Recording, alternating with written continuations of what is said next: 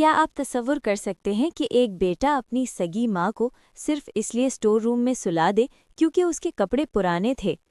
जोया ने अपनी अमीर सास को घर की मासी बनाकर रखा, मगर वो ये नहीं जानती थी कि जिस माँ को वो बचा हुआ खाना दे रही है, वो उस पूरे शहर की सबसे अमीर खातून है। आज की कहानी आपका दिल हिला देगी। बेगम अख्तर के पास करोड़ों की जायदाद थी, मगर उनका सबसे बड़ा सरमाया उनका बेटा असद था। असद की शादी जोया से हुई, जो सिर्फ पैसों की भूखी थी।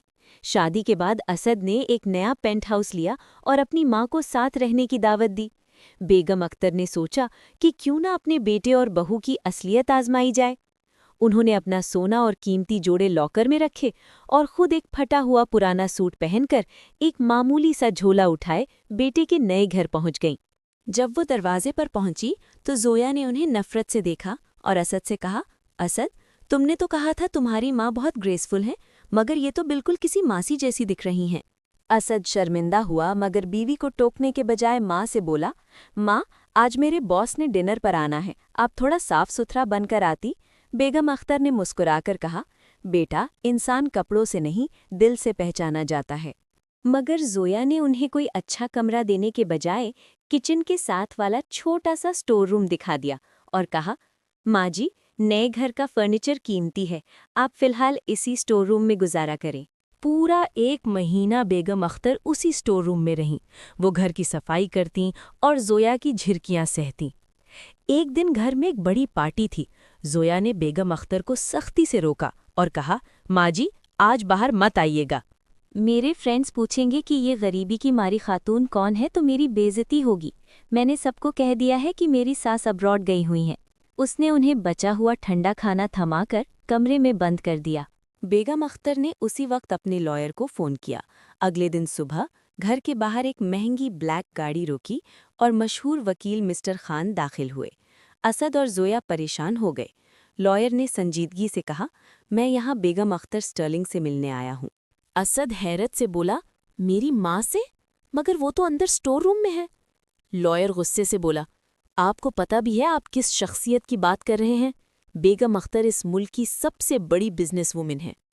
बेगम अख्तर अपने स्टोर रूम से बाहर निकली, मगर आज उनका अंदाज बदल गया था।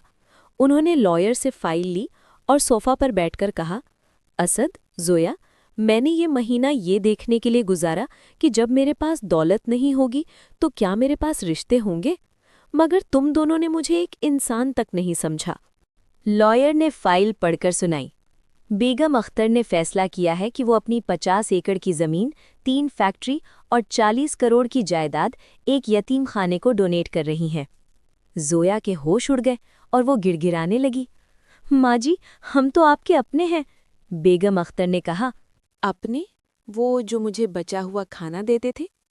जोया, तुमने कहा खाना कि तुम्हारी सास अब्रॉड गई हैं, तो लो, अब मैं सच में जा रही हूँ। बेगम अख्तर ने बताया कि ये पेंट हाउस भी उन्हीं के पैसों से लिया गया था और अब उन्होंने असद और जोया को घर खाली करने का हुक्म दे दिया। असद माँ के पैरों में गिर गया, मगर बेगम अख्तर ने अपना हाथ पीछे कर लिया और कहा, बेटा, माफ़ी उन्हें मिलती है जो गलती करें, तुमने तो अपनी माँ की ममता का सौदा किया है। बेगम अख्तर अपनी गाड़ी में बैठी और हमेशा के लिए चली गईं।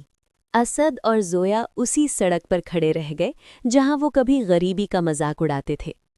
दोस्तों, आज की ये कहानी हमें सिखाती है कि दुनिया की हर दौलत एक तरफ, मगर माँ बाप की दुआ और उनकी इज्जत एक तरफ होती है। पैसा तो आज है, कल नहीं, मगर खोया हुआ रिश्ता और बिखरी हुई ममता कभी वापस नहीं आती। अगर आपको बेगम अख्तर की ये कहानी पसंद आई हो तो वीडियो को लाइक ज़रूर करें और अपने प्यारों के साथ शेयर करें। हमारे चैनल को सब्सक्राइब करना मत भूलिएगा ताकि हम ऐसी ही अच्छी अच्छी कहानियाँ आप तक पहुँचाते रहें।